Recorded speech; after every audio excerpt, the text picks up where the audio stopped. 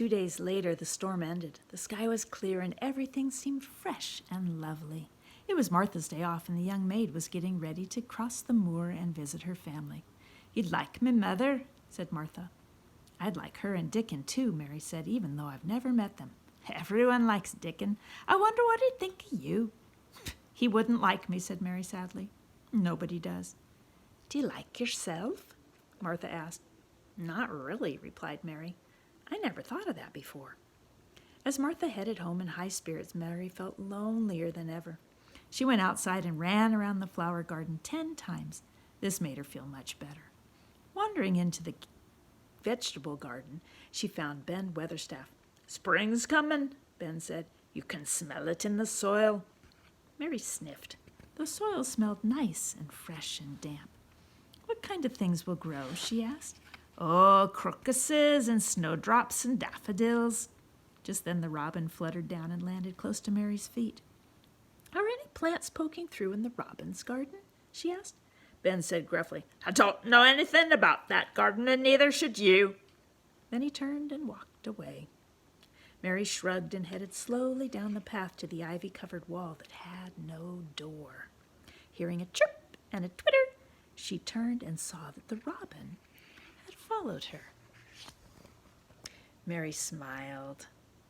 The robin was playing with her, pretending to peck for food. Mary made some robin sounds and crept slowly toward it. The robin let Mary get close. It liked her. This made Mary extremely happy. She watched while the robin pecked and scratched at a hole in the ground. Mary thought she could see something rusty, like a brass ring in the dirt. When the robin flew away, Mary rushed to the hole and pulled the rusty object out. It was an old key. "Hooray!" she shouted. "Maybe it's the key to the garden." With the key in her hand, Mary walked up and down the wall looking for a door. She looked hard but could not find one. Disappointed, she slipped the key into her pocket and decided to carry it with her wherever she went. That way, she'd be ready if she ever did find the door. The next day, Martha returned to Misselthwaite Manor in the best of spirits. "Everyone liked hearing about you," she said. "They wanted to hear all about India and the ship you came in." "Did Dickon and your mother like to hear you talk about me?" asked Mary. "Dickon's eyes nearly popped out of his head, they got so round," Martha said, smiling. "But Mother worried that you were alone too much. Look," she said, pulling something from her apron. "I brought you a present from me mother." It was a jump rope with a striped red and blue handle at each end. Mary'd never seen one before, so Martha showed her how to skip with it. Mary was delighted and grateful. She knew Martha's mother did not have much money to buy such gifts. The jump rope was a wonderful thing. Mary skipped rope down the fountain garden and then up one walk and down another. At last she skipped into the kitchen garden and saw Ben Weatherstaff and the robin. "Upon my word," exclaimed Ben, "jumping rope like a sweet child. Maybe you're not made of sour buttermilk after all. What pink cheeks it's given you." Mary liked hearing this, and Ben encouraged her to keep on skipping. Soon she went on her own special path to see if she could skip down it the whole way. Halfway down, Mary stopped to catch her breath. She saw the robin swaying on a long branch of ivy. The bird greeted her with a chirp. As Mary skipped toward it, she could feel the brass key strike against her pocket. "You found the key for me yesterday," she said to the robin. "I wish you could show me the door today, but I don't think you know how." Just then, something happened that Mary would always say was magic. A gust of wind parted the trailing sprays of ivy hanging from the wall. It was then that Mary saw a round object, a doorknob. Mary's heart began to pound and her hand shook as she pulled back the ivy and took out the brass key she always carried in her pocket. She put the key into the lock, and it turned. It took 2 hands to do it, but she finally turned the knob. Making sure no one was coming, she held back the swinging curtains of ivy and pushed back the door. It opened slowly. Then she slipped through the door and shut it behind her.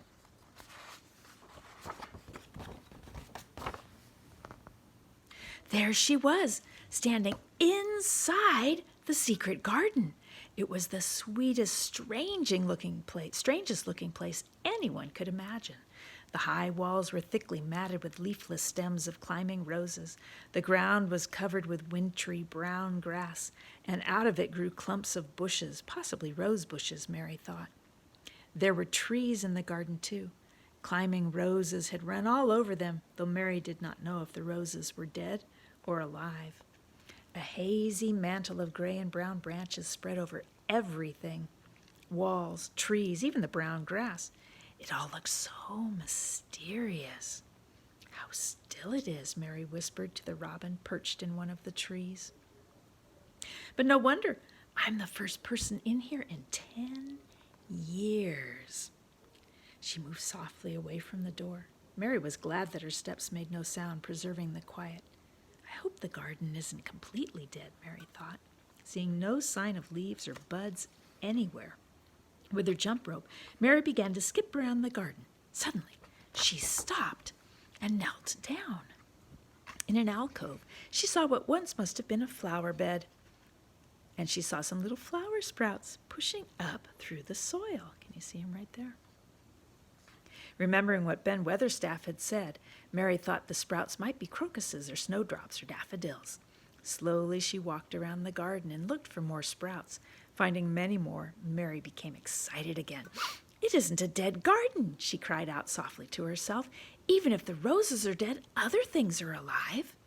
Mary did not know anything about gardening, but she noticed that some of the flower sprouts might not have enough room to grow because of the thick grass around them. Mary knelt down and with a sharp piece of wood dug and weeded until she cleared some space around them. After she finished with the first flower beds, Mary went to the others, clearing the way for more sprouts and smiling the whole time without knowing it. The hours passed quickly before Mary realized she was late for her midday meal. I'll come back this afternoon, she said, speaking to the trees and the rose bushes, as if they heard her. Then she ran lightly across the grass, pushed open the old door, and slipped through it under the ivy. That noon, Mary ate a large dinner. Martha watched with pleasure, wondering what brought on Mary's sudden change of appetite. Mary wanted to share her new secret with Martha, but Mary was afraid if Mr. Craven found out, he would get a new key and lock up the garden for good, something that Mary could not bear. Instead, Mary said, if Ben Weatherstaff would give me some seeds and lend me a small spade, I could make a little garden for myself. That's a lovely idea, said Martha. Dickon knows which flowers are the prettiest and how to make them grow. You could send him a letter and ask him to bring some garden tools and seeds. For the rest of the afternoon, Martha told Mary what to write in their letter to Dickon. Mary wrote it all down and then mailed the letter. The sun shone down for nearly a week on the secret garden and the name Mary had given it. She liked the name and the beautiful walls that surrounded it.